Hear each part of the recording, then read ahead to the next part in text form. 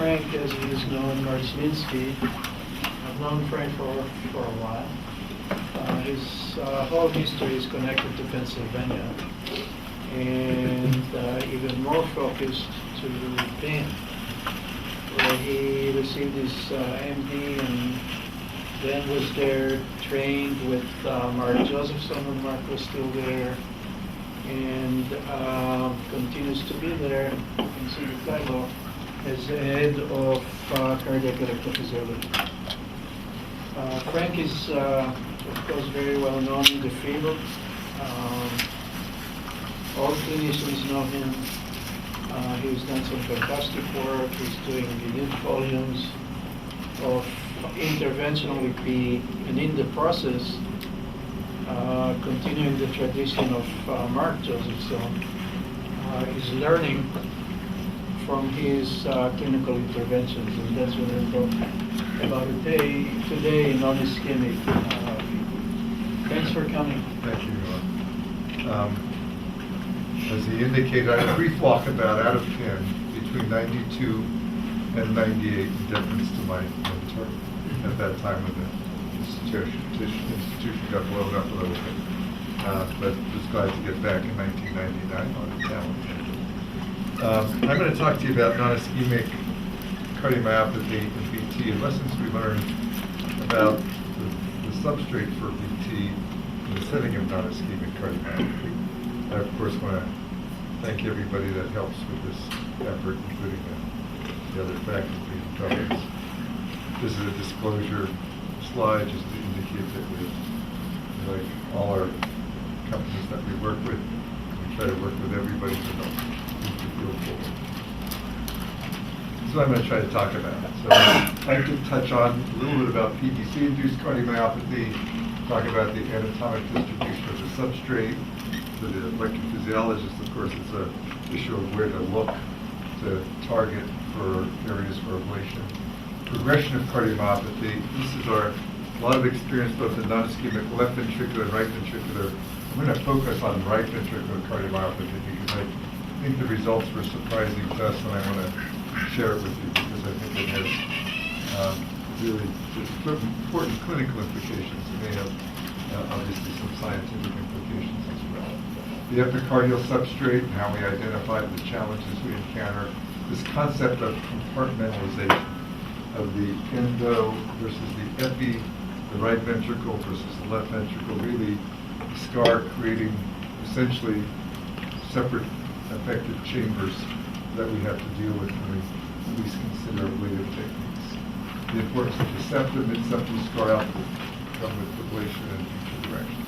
A lot of it's going to be based on our clinical experience with VT ablation. I have a lot of patients who have undergone VT ablation in the setting of LV cardiomyopathy and RV cardiomyopathy, and a lot of patients who have frequent PVCs and develop decreased function, particularly those patients with referred to as LV outflow tract tachycardias, where it commonly occurs. So I'm going to start by just talking about first just PVC-induced cardiomyopathy. So the typical scenario shown in this slide: ECG, PPDs, bigeminal pattern, 42-year-old woman, symptomatic irregularity of her pulse, especially at night. And when we first saw this in the mid-1990s, we said, well, we've learned that we can get rid of PVCs by identifying the origin and ablate. And a lot of them are coming from the right ventricle, some from the left ventricle. This ejection fraction went from 45 to 38% in 6 months. MR had no scar. She felt poorly with beta blockers, and the beta blockers had really no effect on the PVC frequency. And the question is, are the PPDs causing the cardiomyopathy? Now, we take it for granted, but when we started doing this, it was almost by serendipity that we made the observation that we took patients to the lab with a low depth, got rid of their symptomatic PVCs, and the F improved. And I think the first fellow that actually described it in the literature was in a review article. A chapter was just talking about PVC ablation. It was actually Scott Hessen. And just said, oh, by the way, we noted that the left ventricular function improved And our clinical experience was such that we started taking patients on a routine basis, even without symptomatic PVCs, but when they had depressed function. And we based on our initial experience, was so positive, we would take patients to the lab and they'd undergo a BPD ablation. And in most patients, about 90%, were able to identify the origin and eliminate it, the origin. Some of them were close to coronaries, or when we really struggled, we called it intramural. But we watched these patients. In long-term follow-up, most of them did well. A small percentage recurred. And the patients that continued to do well ended up having an increase in their EF from an average of 35%, increased by about 14%. So a real dramatic improvement in ejection fraction. If we couldn't get rid of the PVCs, even with maximum heart failure medicine, the EF didn't improve. So this was it. One observation. There are a number of people that had the same observation about the same time. And of course, the clinical experience preceded the science. It was really a scientific model for why this was happening, but this was the observation. Importantly, even in this initial experience, when we looked at our patients who started out with a prior infarction or had a history of a prior cardiomyopathy before they started to develop their PVCs, and looked at their outcome, we saw a clinical improvement. It didn't normalize, but the EF went from 28 to 36%. So you can imagine that if you saw patients with a need for a biventricular device and started out with frequent PVCs at an EF of 28%, you get their EF up to 36%, you'd be really happy. And that was what was frequently observed. We also noted that in this clinical experience that you didn't have to be perfect. As long as you reduce that PVC burden to less than 5,000 per day, the EF would tend to still improve. So there obviously seemed to be a relationship to some extent between PVC burden and the development of this arrhythmia, actually the cardiomyopathy, and the reversal of the myopathy wasn't dependent on getting rid of all the PVCs, but the vast majority. So the clinical question is, can we identify patients who are going to develop this cardiomyopathy in advance, or can do it prophylactically? So we intervene just based on some clinical markers for risk. And which patients should we follow more carefully if we don't intervene? Because we can anticipate that there's a high likelihood that they're going to develop a depressed function. And this is one of the studies that came from the Michigan group, Frank Logan and colleagues, where they looked at, this is a scatter plot that just looks at BPD frequency and it relates it to ejection fractions. These are all the people that went to their lab and undergone a BPD ablation. And what they documented, importantly, they suggested in their paper that maybe a 24% burden would be a marker for risk. But I would argue, when I looked at this data, I said, I'm not sure if I would conclude that. I probably, looking at this data, would conclude one fact was that if you had less than 10% burden in terms of PVC frequency or average heart rate, what it is, about 10,000 PVCs per day, you tend not to develop a cardiomyopathy. That was absolute. That, I looked at that and said, that's absolute.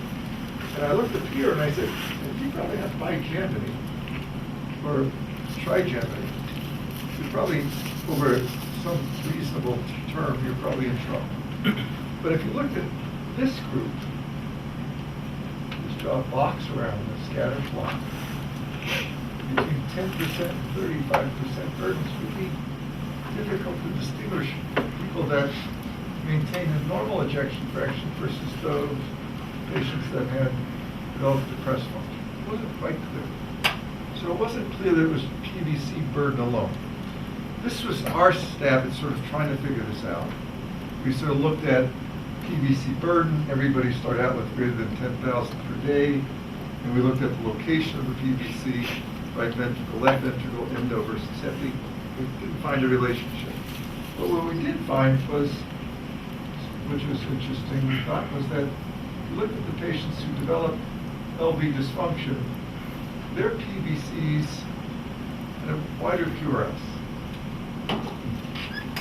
And in fact, if you looked at a cutoff of 150 milliseconds, that had about an 80% sensitivity, high specificity for developing a cardiomyopathy. And here's a clinical example of patients with normal LV function, relatively speaking, narrow QRS in terms of the QRS duration, and then the patients who develop reversible LV cardiomyopathy, their PVC in a very similar anatomic location based on the QRS morphology, had a wider QRS complex. And we thought, not sure why this is the case. Is this a result of the response to the PVCs that was unique in these patients, they developing fibrosis? Or was the PVC perhaps unmasking some baseline fiber disruption? And that with the QRS being an index, that there was some baseline fiber disruption. And if you take patients who have already some abnormality and you give them another hit, like frequent PVCs, they'll manifest depressed function. So we went back to our database and we said, we have patients where we followed them and they start out with normal function, where we're able to follow them longitudinally without intervention and follow them and determine, they started out 45 patients, all of them starting out with a normal LV function, but some of them developed the cardiomyopathy. And even before they developed the cardiomyopathy, we looked at their QRS duration and said, if the QRS duration was a result of developing the cardiomyopathy, then we should see that.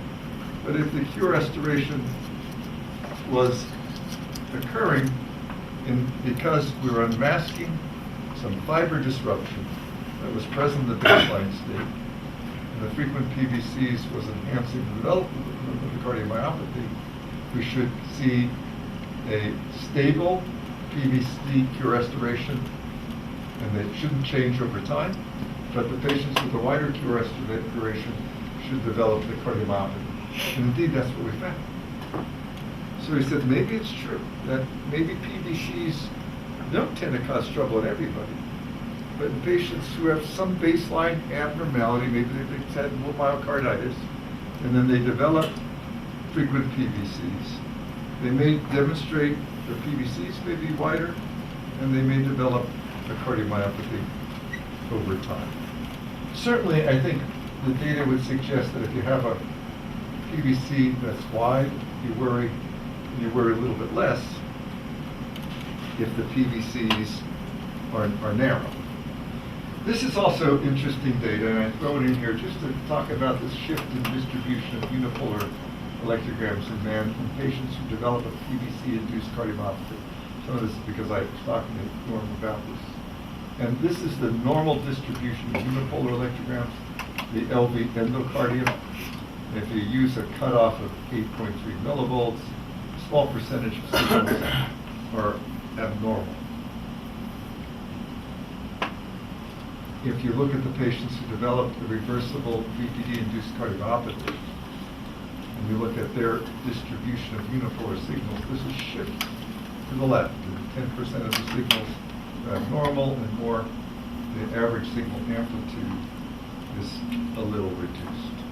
Nothing dramatic, but consistent with the possibility that these patients may have some underlying fibrosis as the cause for the low voltage, for the cause for the wider QRS, and this may be the basis for ultimately their predisposition to developing the cardiomyopathy. So clinically, anybody that's followed these patients along clinically, it's a little bit unsettling if you start to follow them. Here's a guy we followed in 2005, normal EF, and frequent PVCs, normal dimension. 2007, we see 55% EF, but we didn't do anything about it. LV size increased to 5.6 centimeters. And then lo and behold, you can really see the lack of contractility here of the left ventricle, because in 2008, 1 year later, I'm just bringing the patient back for repeat echo, the EF dropped to 35%. Really a dramatic effect that, thank goodness, by ablating the PVC, we ended up reversing, at least to a large extent, the F to 55%, the abnormality. But it's a little bit unsettling to have patients with the left ventricle blow up and decrease in terms of function while under your watch. But that is our current state of the art. Now, this patient happened to have greater than 10% PVC burden, and actually had 24%, and the patient also had a wide QRS. So maybe we should not only worry, but maybe we should intervene at least maybe a little bit earlier, rather than waiting for the LV to function to decrease. Whenever we see any anatomic change, even if it's subtle, to assume the worst case and to intervene. Now, as I mentioned, the science is sort of lagged behind our clinical experience. We did all this clinical data. In fact, heart failure people say, what are you guys doing? You think this really works? I say, yeah, it really works. Your EF will improve, you get rid of your VPDs, the stress. But they still have some doubt, some institutions, not so much now at ours, I think they're bought into it. But the animal model for developing this finally in a canine model and then a swine model has been nicely demonstrated to create ventricular bigeminy, and they have a reversible cardiomyopathy that develops. And interestingly enough, this is from Ed Gerstenfeld, who used to work with us, he's out at UCSF. And he nicely demonstrated the same shift in unipolar electrograms that we demonstrated, and anatomically the presence of more fibrosis in the animals that had the PVCs compared to the control. Also interesting was the fact that the fibrosis and some dysynchrony doesn't completely recover. So it does get better. So the degree of fibrosis when you have frequent PVCs getting less over time, but not completely being eliminated, and some dysynchrony persisting in the left ventricle also, even without the presence of the PVC. So interesting work, more to come on this. I think this is science that is worthwhile supporting because it's an important clinical issue. Okay, let's talk about scar-related cardiomyopathy. First of all, how do we index scar? Now, if you're an echocardiographer, you talk about focal wall motion abnormalities, increased echogenicity, regional thinning or thickening on the echo or CT imaging. You got fixed nuclear imaging defects. You got gadolinium enhancement. Right? So that's how most people index scar.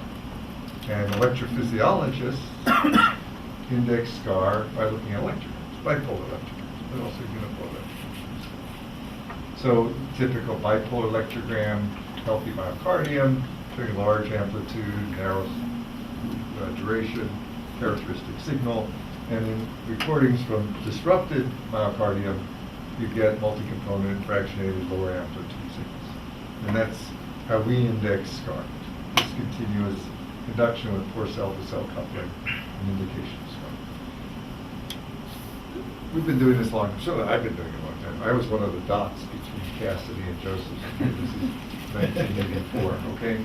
And what was most amazing about this when we started doing it, we started in normals. How do you indicate what an electrogram that's abnormal? How do you identify? We got to get normals, and we use a statistical definition even back then with that time, and we used what ultimately became known as the Josephson standard quadrupolar catheter.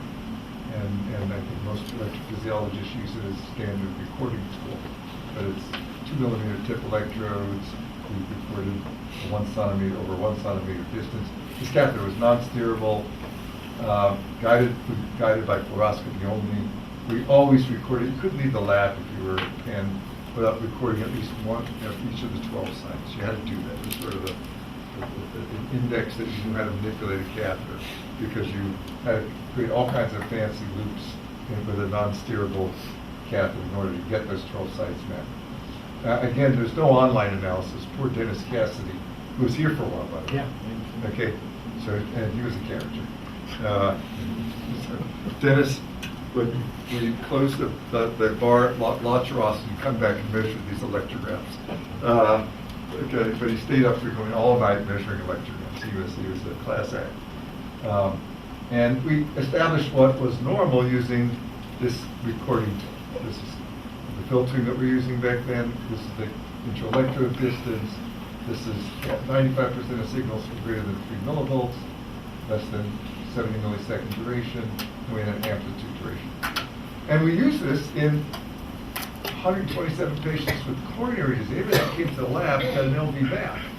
We got all those 12 sites again. No steerable catheters, but we got to get set for 12 sites. 26 patients with non-ischemic cardiomyopathy. And even back then, you know that people with coronary disease on the endocardium had more fractionated and late electrograms, and patients with non-ischemic cardiomyopathy who had unimorphic ventricular tachycardia also had some endocardial electrogram abnormalities. They didn't have it. They didn't have it. They had cardiac arrest only for non-sustained VT. We don't have substrate for VT. You have to have a lot of slow conduction. So you got more electrogram abnormalities on the endocardium, but not as much fractionated late endocardial recording sites. So fast forward 20 years later, almost 20 years later, it's really in the mid-1990s, 10 plus years later. And when this system became available, we can couple electroanatomic information to anatomic position inside the heart. We got pretty excited because we said we can record and revisit some of this, and now and we had steerable catheters, not only record from 12 sites, but we could finally make sense out of this, and that's what we started to do. And in fact, when we started doing it, we said we got to define what's normal using different electrode catheter size, different filtering system. So we said 95% of the signals recorded we did right ventricle, and normal, healthy hearts, left ventricle is greater than 1.62 millivolts and 1.45. So we said, let's use 1.5 as the cutoff, and that became the standard. But it's statistical cutoff. So just remember that. So we'll talk about it a little bit. But it worked really well for infarcts, especially for infarcts, because you really have relatively sharp borders. In densely infarcted myocardium, we arbitrarily used a cutoff for defining the aneurysm because it seemed to work, where we identified an aneurysm that the surgeon would remove that was densely infarcted. So that's how we ended up using that 0.5 millivolt cutoff, and we used the upper cutoff to define what normal tissue is, because we do want to damage normal myocardium. We said there may be abnormal myocardium at a greater amplitude than 1.5 millivolts, but we don't want to go there. We're going to do ablation with catheters. So we wanted it to be very specific and make sure that we weren't going to hurt somebody. So it worked to define dense scar, border zone, healthy muscle towards the base, and mimic what we saw in the operating room. So you remove the densely infarcted aneurysm, there'd be the dense scar, you identify white scar that would be removed by our surgical colleagues, and you pick up, this is a black and white photos you can't appreciate, but healthier myocardium beneath the subendocardium that was struck. And said, okay, we have a model that basically gives a surgeon's view, and we use that to target ventricular tachycardia as a substrate, do substrate-based ablation. In this process, what was amazing was what we stumbled across with non-ischemic cardiomyopathy. Because when we started to map the non-ischemic cardiomyopathy, even though we understood there was a diffuse decrease in contractility, where we saw the scar, the dense scar, was around the mitral and aortic valves. And in the left ventricle, and in the right ventricle, when we had our patient with ARVC, we'd see it around the tricuspid valve or peripulmonic valve. We saw this as a rule. It's rare that we saw some patchy scar beyond it, but it was really localized to the perivalvular region. And in fact, if you look at Chagas disease, which is a clearly inflammatory process, right? So we know it's an infectious process. Initially, surgeons were removing liver apical aneurysms and thought they cured VT. Well, occasionally you get VT from the apex, but most VT came from perivalvular scarring, endo and epi for Chagas disease. And for all the non-ischemics, epi is an issue. But this was interesting. This is the distribution of VTs, and correlated with that is the distribution of scar in Chagas disease. And it's perivalvular. Now, I like to show this because in 2009, I said, I think AV nodal reentry is an acquired disease. And I said, you don't see it before the age of 5. Average age is 39, and I think the real age with average age would be about 60, but people get AFib when they get AV nodal reentry, so you don't even get to see it. And perivalvular fibrosis is common for the VT, but why is it? It must be on both sides of the perivalvular region that you see some abnormalities. And AV nodal reentry, of course, is linked to outflow tract tachycardias and atopic sinus tachycardia. There were some experimental models creating AV nodal reentry. And I like this article. It's just published last week. The emergence of AV nodal reentry after surgical or catheter ablation for atrial fib are with creating the arrhythmia substrate. So I just put it out there. I say we still have a lot to learn. Okay, progression of scar. This is going to be controversial. How do you, these are two different patients, by the way. So anybody that's looked at voltage maps and that recognizes that red means dense scar, purple means healthy myocardium. This is the anterior view of the right ventricle. Okay, so this is one patient, and there's a little bit of perivalvular low voltage. This is about half the patients that we see with ARVC have this pattern, which they're very extensive scar that extends peripulmonic, peritricuspid. Almost always the apex has a little patchy scar, but is typically spared.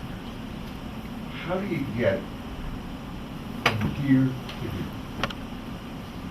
The assumption is that it's sort of ongoing and linear. This was called dysplasia.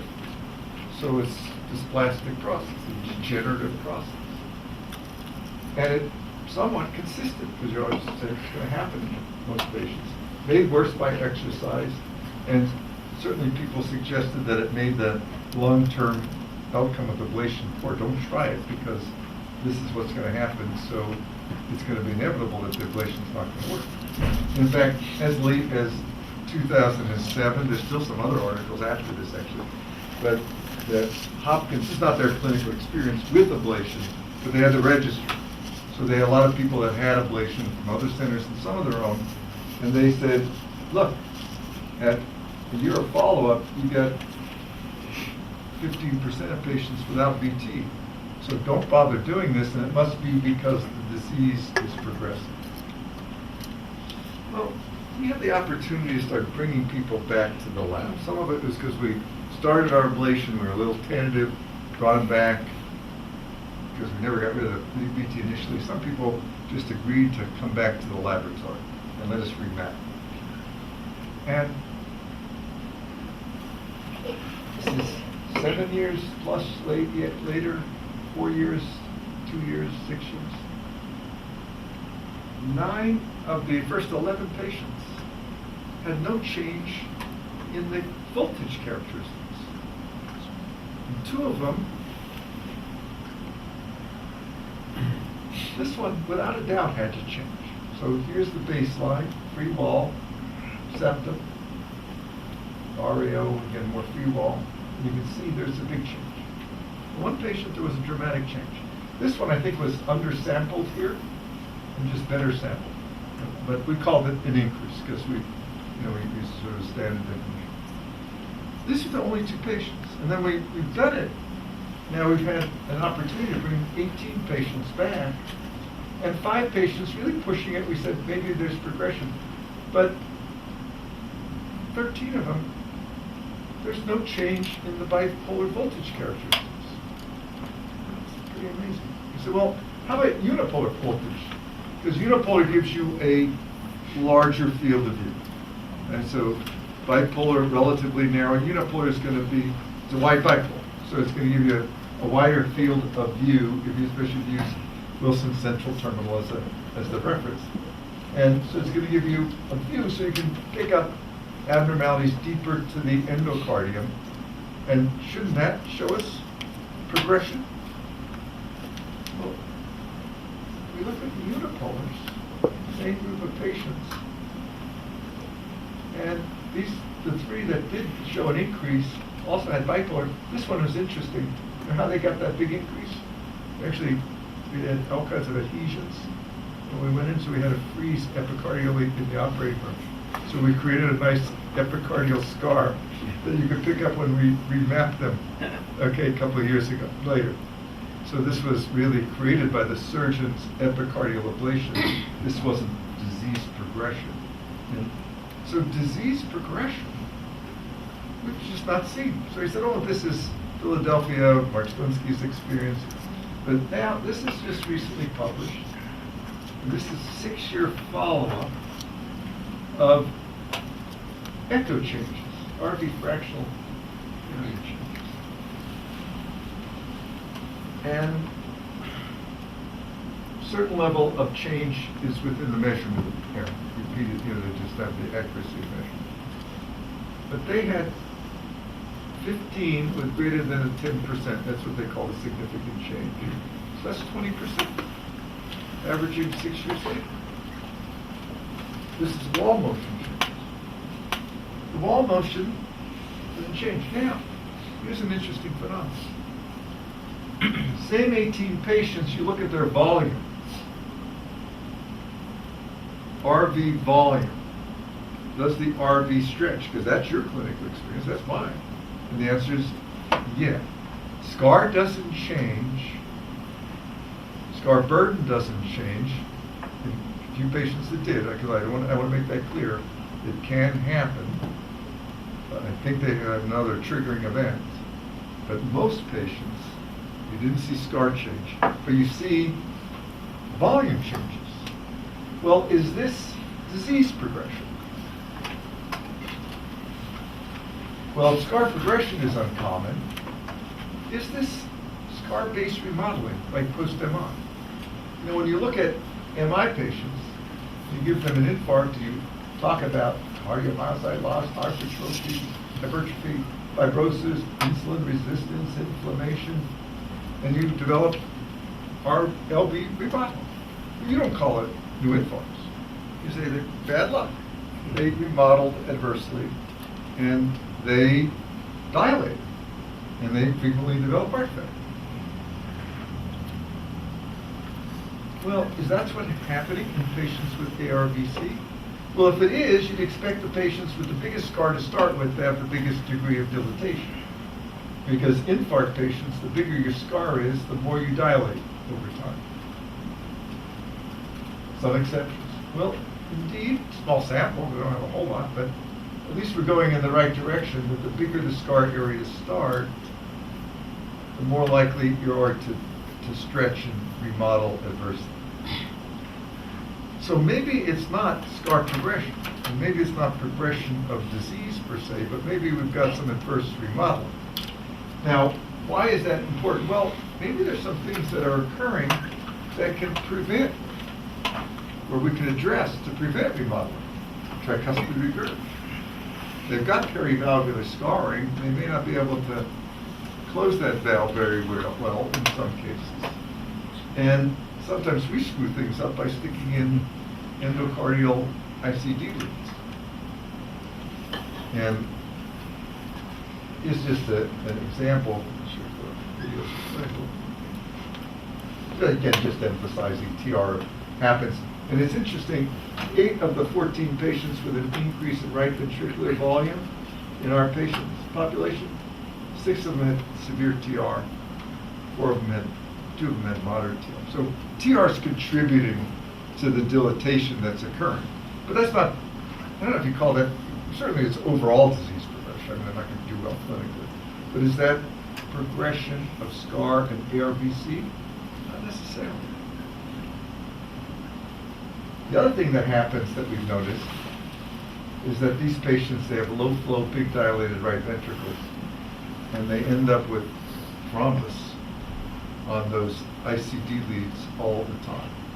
You image during an ablation procedure.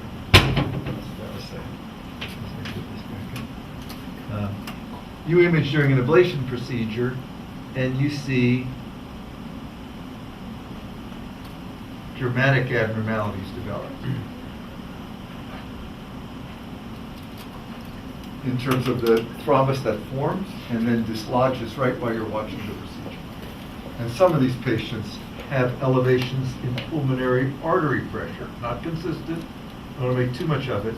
Some of them have changes in elevations in their pulmonary artery pressure that indeed may contribute to their overall dilatation and dysfunction.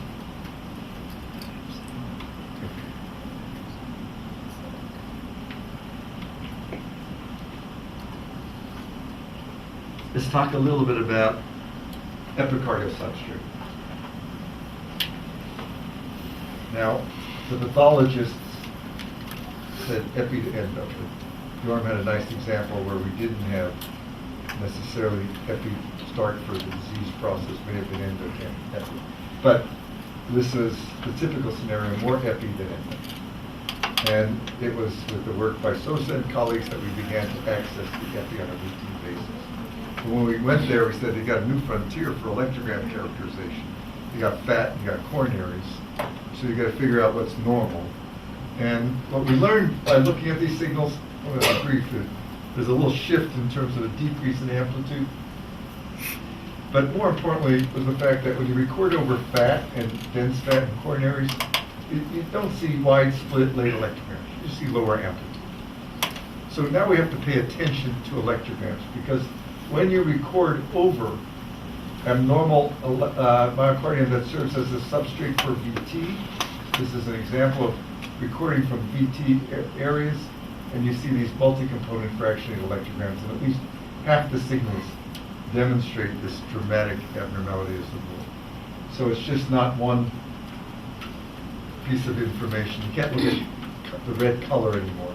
You have to look at the signal characteristics to say whether something is really abnormal. It's an important message. And in fact, a lot of these patients with non-ischemic cardiomyopathy have patchy scarring. And if you use a standard 1 millivolt or 1.5 millivolt cutoff, and you're recording areas of patchy abnormality, you really won't identify the extent of the abnormality. You should use a higher cutoff, 3 millivolt, because they end up with patchy signals that tend to have or patchy anatomic abnormalities, creating electrograms that are fractionated, disrupted, but don't show a decrease in amplitude. And in fact, we know now that you can use smaller electrodes that record on the epicardium or endocardium in the non-ischemics, and you begin to pick up with smaller electrodes signals that bigger electrodes don't pick up. And that's why, again, Norm, I mentioned that when we were talking, that maybe, we learned that we can't see these kinds of small signals that represent true substrate for VT unless you record with little small electrodes. And it may be difficult from using different recording systems to pick it up. When we go to the epicardium, we have another frontier to deal with. You got coronary vessels, but you also got phrenic nerve. Phrenic nerve runs right along where the typical scar in non-ischemic cardiomyopathy frequently runs basolateral. And so we have to push that phrenic nerve away from the area we're ablating. We do it with some balloon technology, big vascular balloons to give the pericardial space to push the pericardium away from the myocardium so we can ablate under the balloon and target the area and not damage the phrenic nerve. Here's another technique for the EP guys in the audience that Dr. Santangeli figured out is a good idea. Stick a catheter up into the subclavian area and paste the subclavian. That's where the left phrenic runs, and you can capture the phrenic. And when then go back and ablate nearby while you're pacing and showing continuous capture, much like we do for when we're isolating pulmonary things. Now, the main reason that we go to the epicardium is because of non-ischemic RV and LV cardiomyopathy. And the real issue is, how do you decide to go there? Well, you can just say, look, they frequently have a lot of substrates, so just go there. But there's some risk involved. So you'd like to have a way of identifying patients who are at high likelihood of having an epicardial substrate and circuit. And we've worked over the years to use imaging techniques gadolinium enhancement to identify the presence of an epicardial scar. This is intracardiac echo. I hope you can appreciate that echogenicity here that you can see in the subepicardium that correlated with this patchy area of scar where we saw these electrograms. So imaging now for the patients with non-ischemic cardiomyopathy is critical to take as much information to identify a high likelihood of epicardial origin so we can go to the epicardium. We also got smart and can figure out how to use the 12-lead ECG to suggest an epicardial origin. You can't use this for ischemics. Ischemics have a big hole where they have infarction, but in the non-ischemics, when you see slurring in the initial upstroke, it's like a WPW. You see slurring in the initial upstroke, you're inserting the WPW on the epicardium.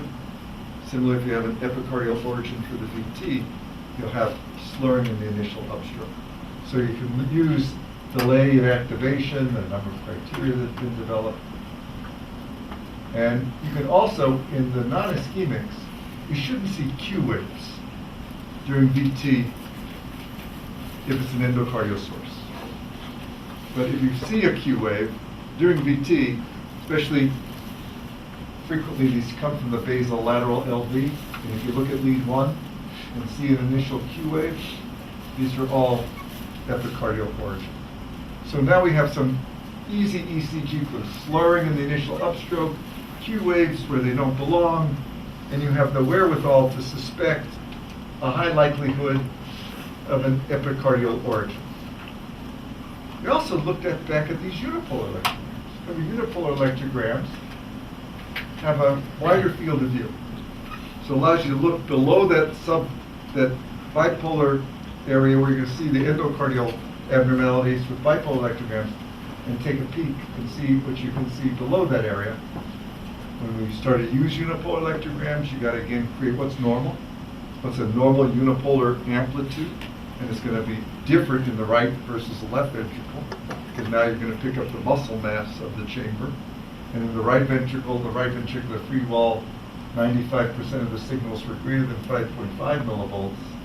So when we saw our ARVC patients who had next to nothing on the endo, but we look at unipolar endocardial signals and pick up a big patch of redness, we went to the epicardium. Each one of the black dots represented delayed fractionated electrograms. So the unipolar signals predicted the epicardial abnormalities. Same thing in the left ventricle, only now we have a different cutoff, 8.3 millivolts, thicker muscle mass, and in our patients with non-ischemic cardiomyopathy and VT who had a normal bipolar electrogram, unipolar electrograms predicted the presence of the epicardial scar. Compartmentalization of the RV or adrenaline. This is interesting. We started ablating these patients from the endocardium.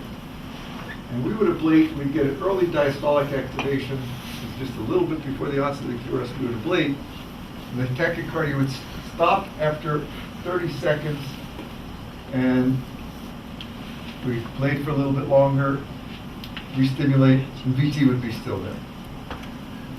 We went to the epicardium, and look at the catheter, the anatomic distance. These are 4 millimeter tips, so this anatomic distance is about 4 millimeters. They're virtually touching each other, endo and epi. And now on the epi, we get a mid-diastolic potential, and as soon as we turn up the energy, the VT stops. We said, well, that's an interesting phenomenon. And we said, I don't think the RF is getting delivered to the 4 millimeters away to the epi. We think that the scar is compartmentalizing the endo from the epi, and you can't get there with RF energy, okay, despite the fact that it's only 4 millimeters thick. Here's another evidence that the RV is getting compartmentalized by that mid-myocardial scar. This is normal transmural endo to epi activation in the RV. It's direct. It takes 10 milliseconds or less to go from endo to epi. And everywhere you map on the endo, you'll see it come out on the epi, right across from it. There's no magic. That's normal. In the patients with ARVC, the endo frequently totally normal. Endo activation pattern. But there'll be areas of the epi that get totally isolated. Isolated by the scar so that the activation doesn't come in directly from the endo. It has to go to the out edges of the scar and then travel in a layer across this epicardial region. And we see this in sinus rhythm, the evidence of this sequential activation of these late electrograms over a fairly sizable area of scar. This compartmentalization is important because unless you go to the epi, you're not going to make this work. Okay? And it's true for the right ventricle and left ventricle and the septum. That septal scar, this myocardial, is a bear. And unless you're ablating frequently from both sides, you're not going to make it work. This just shows you the typical patient. This is a giant cell myocarditis. Patient went on to transplant for heart failure, not from the arrhythmias, could have been from the arrhythmias in the septum. But this was the scar that you see on the basal septum. This gadolinium enhancement, wall motion abnormality, the voltage map, the REOV at the basal septum. So everything's consistent. I don't know how many times we went to the epi. I don't know if you had the same experience. We went to the epi because we started mapping the endocardium and the bipolar voltage was normal. And we went to the epi and saw this is low voltage right around where the coronaries sit, where there's apical fat. And we mapped it and there's nothing there either. And it took us a couple of years to figure out the scar was mid-myocardial on that septum. We could pick it up with unipolar recordings. We finally figured out how to do that. So use unipolar recordings to help us identify this mid-myocardial scar. And these VTs characteristically just exit right at the edge of the septum.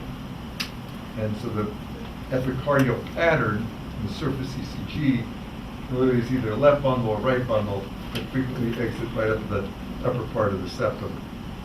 And this is now the image before the procedure. We use unipolar recordings. We have typical patterns.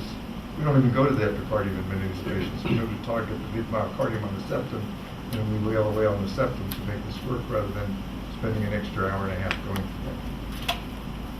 Another clue is just this simple, you look at transmyocardial conduction time on the septum.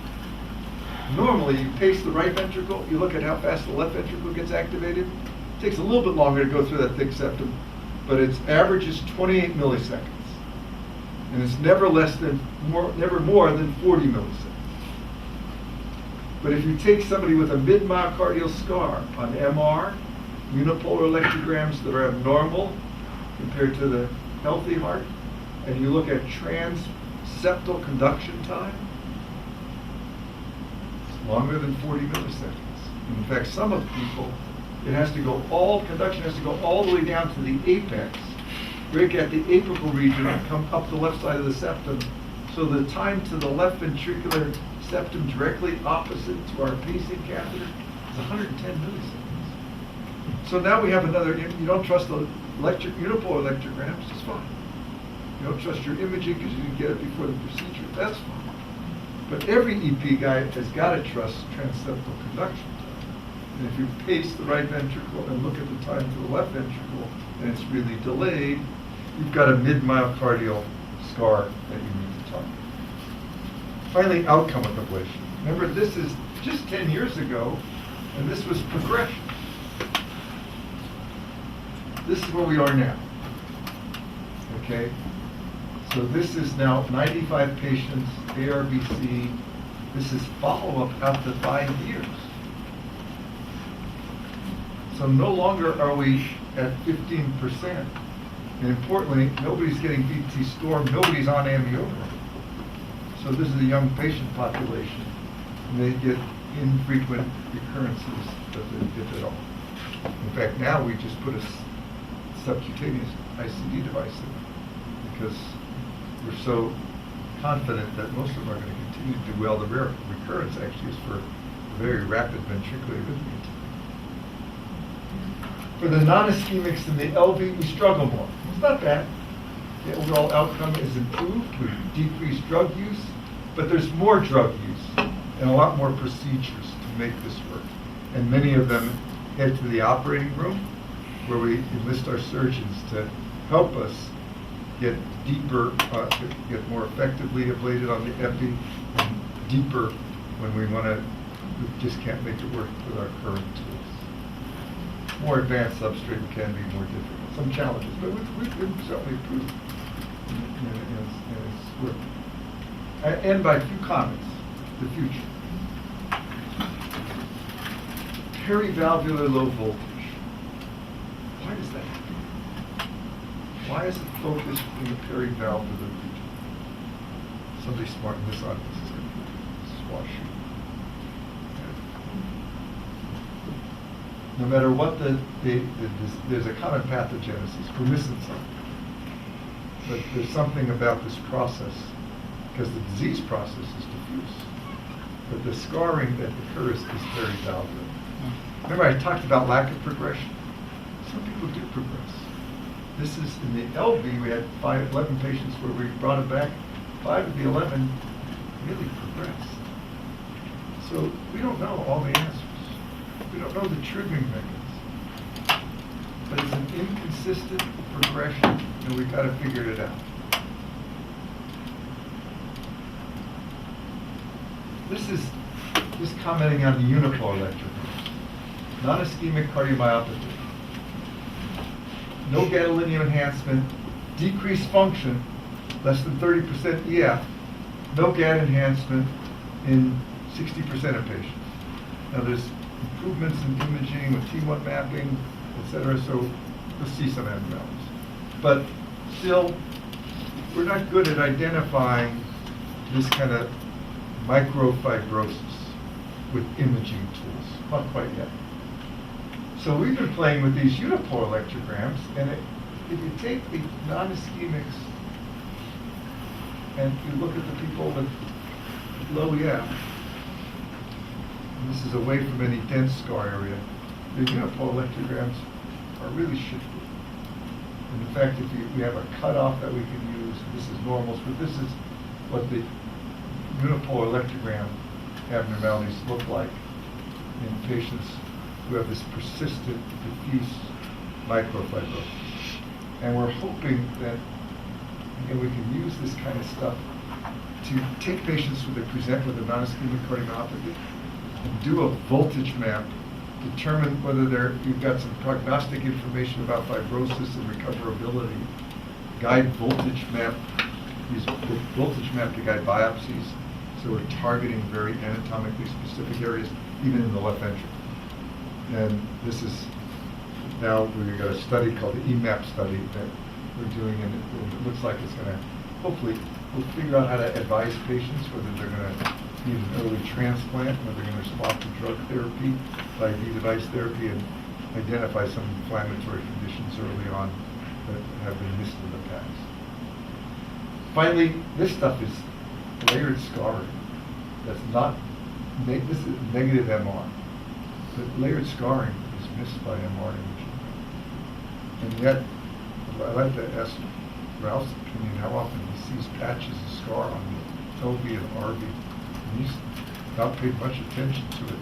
But as a substrate for VT, it happens a lot more than we've ever even thought about. And maybe the way a lot of arrhythmias would become ultimately manifest.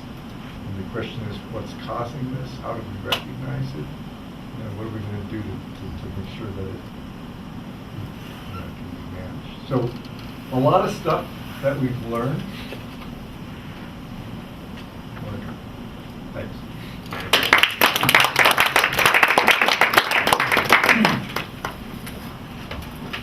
Okay, questions and comments?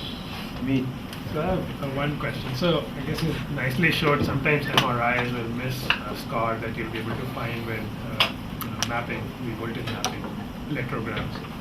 So what are your thoughts about using that as a diagnostic tool for some of these cardiomyopathies? Like somebody presents you with some PVCs or some VT and you're thinking about ARVC, but the MRI is negative. Yeah.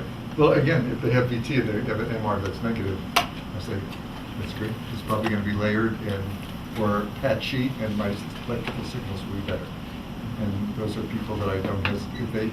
The issue is, can we use it for risk stratification? Yeah. Or identifying patients that have, and I say, you're going to miss people. That's the state of the art. So the question is, can you use other tools? You know, pull electrograms, voltage mapping. Can you look at transmyocardial conduction time? Can you stimulate and try to induce ventricular arrhythmias? And if you get monomorphic VT, they've got monomorphic VT, and that's what we do. So we use, all of them are complementary. We don't abandon them all. We got to figure out and help people to change their thresholding so they can image some of this stuff. But I think it's got limits, and I think that we need to recognize that a couple of millimeters of really abnormal substrate can be present and not be picked up with the MR imaging. So this was fantastic, a great overview, so thank you for doing this.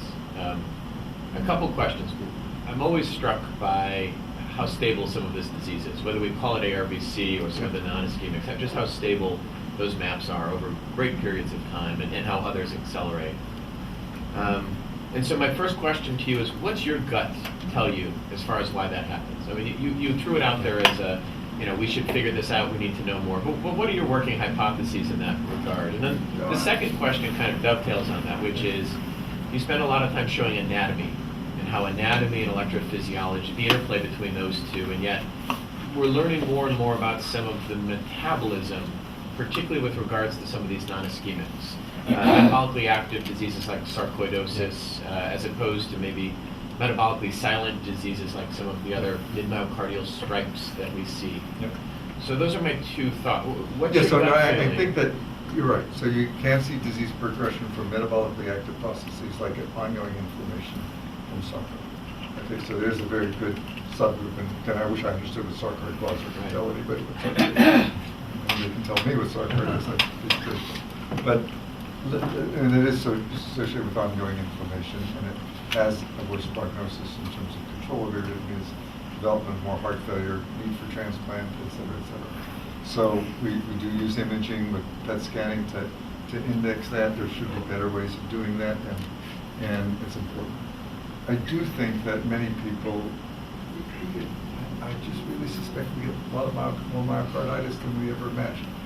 And most of us are lucky enough to have a small patch of scar that Ralph sees when he bypasses our coronaries, and he just ignores it, and we've ignored it. We've been lucky. I think that happens. And I think that unfortunately, if I say it's genetically enabled, you give a desmosomal abnormality, you give some, any kind of, I find like non-compaction patients, any kind of developmental abnormality, any kind of genetic abnormality, you basically can't handle an inflammatory process. In response to inflammation, you don't do well. You end up getting scarred more extensively and you have problems. So it's never good to have those genetic abnormalities. I don't necessarily think it's a degenerative process.